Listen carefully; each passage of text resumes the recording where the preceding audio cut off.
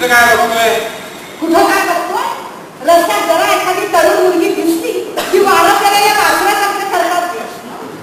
अहो मी तुमच्या शेजारी उभी आहे, त्याची काही लाज. आता डॉक्टर एक ओळखीची मुलगी दिसली म्हणून जरा मागे वळून पाहिजे खातली, काय वाईट झालं? सगळ्यात मुली मला तुझ्या ओळखीचं भेटता. उपरण्याच्या टोकानं चष्मा पुसून पुसून तिथे काय लागलं होतं? यांच्या देखील तरी माझी बेळवणूक करून होती आता. आणि तुम्ही भर रस्त्यात माझी बेळवणूक केली त्याची काय वाट? रस्त्यात मी काही करीत हे त्या मुलीच्या तोंडाकडे बघत होते आणि लोक माझ्या तोंडाकडे बघत होते. या तुझ्या तोंडाकडे लोक इतके काढा नाही. ठीक आहे ना डॉक्टर, आपल्याला या प्रकरणाला निकाल लावून टाकायचा. कुठल्या सांगतो. इथं म्हणणं आलं बरं काय यामध्ये नाही. हो आणणार नाही काय हो लागले नाही त्यांच्याकडे बघायचं ना. नाही बायका आहेत म्हणून. इथं म्हणणं असं की रस्त्यात एखादी बाई दिसली की मी गपकन डोळे उठून घ्यावे. काही वाईट नाही यांचं पण. वाईट काय नाही, त्यात मुख्य अडचण अशी की समोरून येणारा माणूस हे बाईक आहे किंवा काय हे नको का फार काय. मी काय म्हणतो, बाई दिसली पण मी त्या डोळे उठून घ्यायला लागलो तर आमच्या इथं जमाना नाही पण इतर बायकांना त्याच्याबद्दल गैरसमज व्हायचं व्हायचं. हो डॉक्टर, मुख्य काय नाही मी काय म्हणतो की रस्त्यातून जाताना तुमच्या आमच्यासारख्या देखण्या पुरुषांनी काय सांगताय सुंदर स्त्रियांच्याकडे बघायचं नाही, मग इलेक्ट्रिकच्या खांबाकडे आणि कचऱ्याच्या पेटीकडे का बघायचं.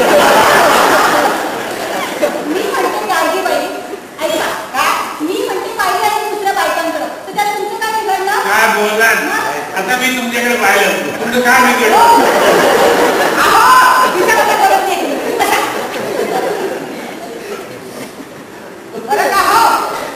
तुम्ही नका बोल, कळलं ना? तुम्ही नका बोल. तुमच्यासाठी मी अजून लाज सोडली नाही. काही झालं तर मी त्यांची लग्नाची बायको. हो बायको, माझ्या डोळ्याच्या खालचा हो मी आंधळ झालो ना म्हणजे मग तुझं समाधान होईल. होईल बरं, अगदी होईल. धृतराष्ट्र नव्हता का आंधळा? कोण? धृतराष्ट्र. तू नाही अहो ध्रुव काय केलं नाही त्यामुळे बघून तोच म्हणतो. तो आंधळा होता की नाही? 100 मुलांचा संसार केला त्याने. कुठं काही अडलं त्याचं? मी नंतर असं झालो म्हणून तुला गांधारीची झाली येईल का? एवढी महान पदवी होती ती. कोण? गांधारी. कोण गांधारी? तुम्हाला कधी माहिती आहे का? मी महाभारतात सांगतोय, तुम्ही नव्हता त्यावेळेला. नवरा आणणारा होता तर बिचारी जन्मभर डोळ्यावर पट्टी बांधून बसली होती आणि आमची मी रात्री डोळे म्हणून मुकाट्यानं झोपतो. ते डोळे सदावून पुढे मी रात्रभर डोळे मिटून मुकाट्यानं झोपता पण त्यांचे डोळे सतान उघडे आहेत. तुम्हाला कसं काय कळलं? तुम्ही विचारायचं एक झोप झाल्यावर आई झोपतो की ठीक आहे. अरुणाताई म्हणतात ते अगदी खरं आहे. लग्न म्हणजे निवळ काहीच का नाही. हो का? 4 लग्न करून पुन्हा 5व्यांदा माझ्याशी लग्न केलं तरी लग्न म्हणजे काहीच खरंच का? बरोबरच आहे. माणसाला एकदा कैदेत जायची सवय झाली की मग ती अशी तशी सुटत नाही.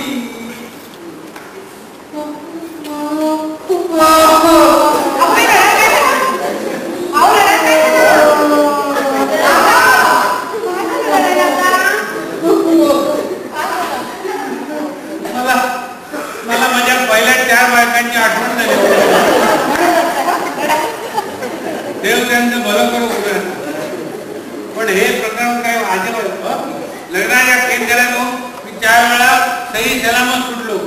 पण डॉक्टर हे मात्र जन्मठेप काळं पाणी ठरलं.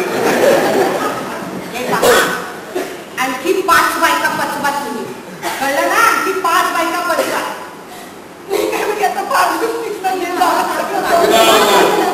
तुला काय राड झाली मला? त्या 5 झाल्या की पुन्हा तुझ्याकडे येईल. डॉक्टर तुमचा विश्वास बसणार नाही. 6 बाळांपण झाले ऐक नाही अजून ठणठणी तुझी तब्येत त्याची ठणठणी आणि ते बोलणं का माहिती का? तिचा बाप होता डॉक्टर. माझ्यासारखा नाही, गुरांचं. त्यामुळे इथं सगळं लहानपण कालवडी, हिंगरू, कुत्री, मांजरी, गाढवं यांच्याच ठेवण्यात गेलं. वयाच्या 10व्या वर्षामध्ये ही पेन खात होती, पेन. मी पेन खात होते आणि तुम्ही काय आंबोळ पीत होता. माझ्या प्रकृतीची थट्टा करायला तुमचं काय जात आहे. घरात 5 लग्नाचा कोरोडा सांभाळता सांभाळता मट्ट्याच येतो माझा दिवसभर घरात मी चूर कुंकीत बसते आणि हे कुशाल गावातून कुंकीकडे कुंकीत बसतात. अहो बाबा एखादी स्वयंपाकही ठेवत तुम्ही. किती वर्ष सांगतोय का मी तुमच्या जागे छान आणि ऐकाय ना. अहो स्वयंपाकी ठेवायची सोय का आमच्या घरात. मग तुम्ही एखादा चांगला आचारी कोणत्या असा काढता का. आचारी या वयात म्हणजे माझा निकाल नको जरा मला संसार. घरातून बाहेर मला बाहेर फिरायला जायची सुद्धा तू का. अहो यांचं फिरायला जाणं तुम्हाला माहित नाही जाऊ. फिरायचं निमित्त म्हणून घरातून बरोबर 4 वाजता बाहेर पडतात आणि शाळा सुटायच्या वेळेला कुठल्या तरी मुलींच्या शाळेसमोर जाऊन उभे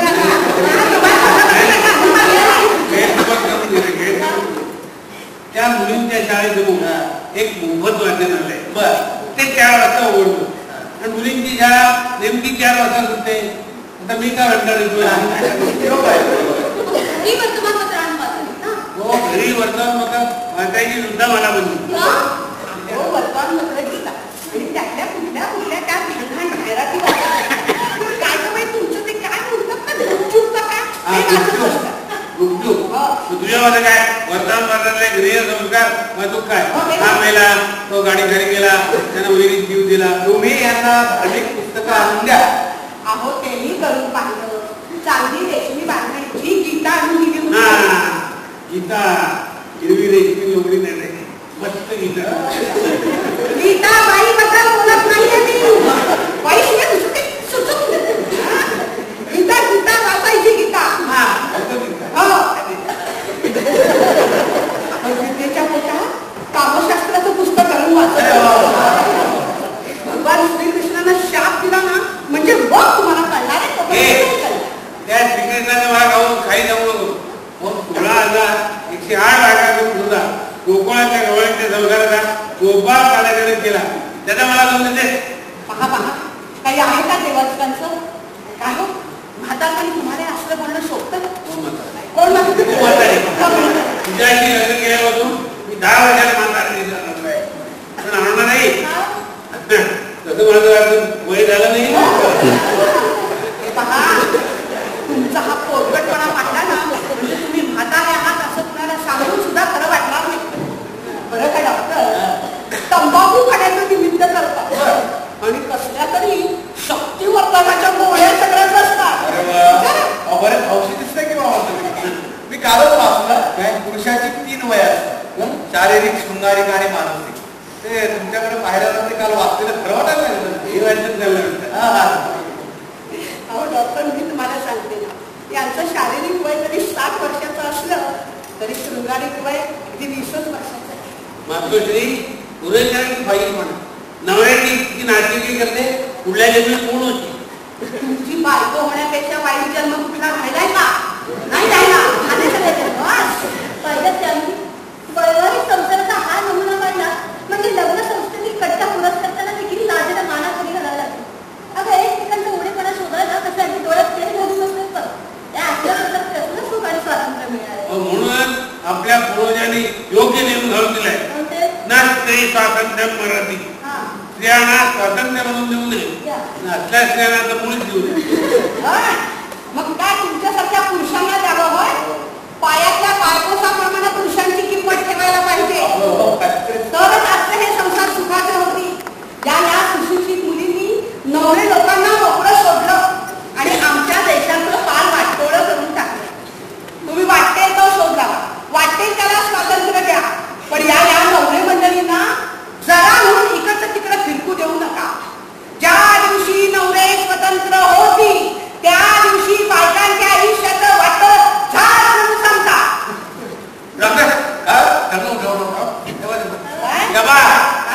सर्वातले झाडू धर असताना ती ती मेनका उर्वशी रंभा, ती रंभा 6 वारी पुढे जाऊन मागत आमच्या मंडळींच्या पुष्पवृष्टी करायचं बघा पाहिलं ना डॉक्टर? बघितलं पाहिलं ना?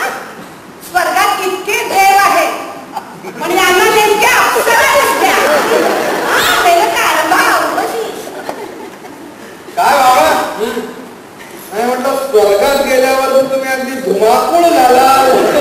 नाही थोडतो काय सकाळ डॉक्टर तुमची सुद्धा कमालच आहे बाई. का हे आणि स्वर्गात जाणार पाय पडायला लागला तो तिथे जागेवर मी एवढा उपकार केलाय तुम्हाला स्वर्गात न्यायला प्रत्यक्ष देवदूतच आला पाहिजे. देवलूक कसले अवधूत आहेत. नमस्कार नमस्कार किती उशीर गेला. आपण आतमध्ये जाऊया.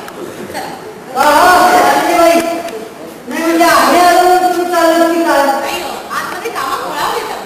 आम्ही आलो तरी कामं खोळावत आहे. अरे वा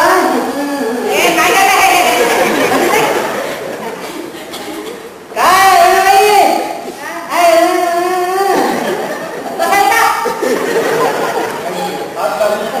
अगदी वेळेवर आलं त्या बायकांच्या घरात सापडल्यामुळं माझा जीव अगदी अर्धमेला झाला होता. नादान हुशार कोणाला धिक्कार अरे बायकांच्या घरात सापडलेला पुरुष अर्धमेला होतो असं म्हणणं म्हणजे पुरुष जातीची धडधडीत बातम्या नाही. उलट 100-500 स्त्रियांचा धोका माझ्या भोवती कसा पडेल. किती 100-500 जरा तब्येत सांभाळ.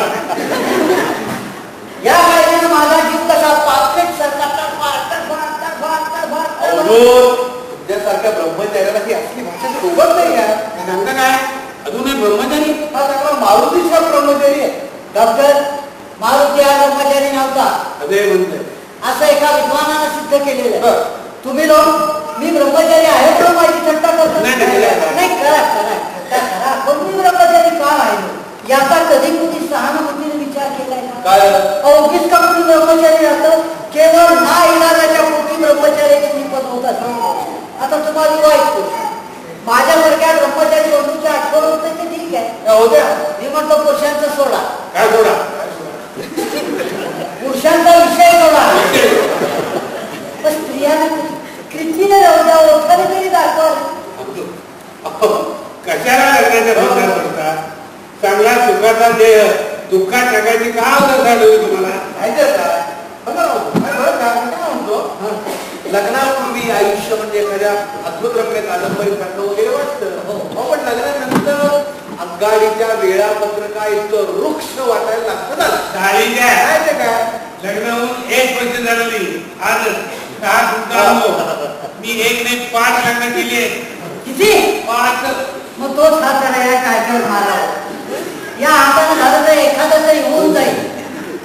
या विषयावर अधिकारवाणी बोलू शकत तरी निश्चित बोला. अजून तुम्हाला सांगतो ब्रह्मचारी पुरुष पाहिला आता आदर वाटतो म्हणून सांगू. अजून सुद्धा हो ब्रह्मचर्य हे राष्ट्राचं जीवन.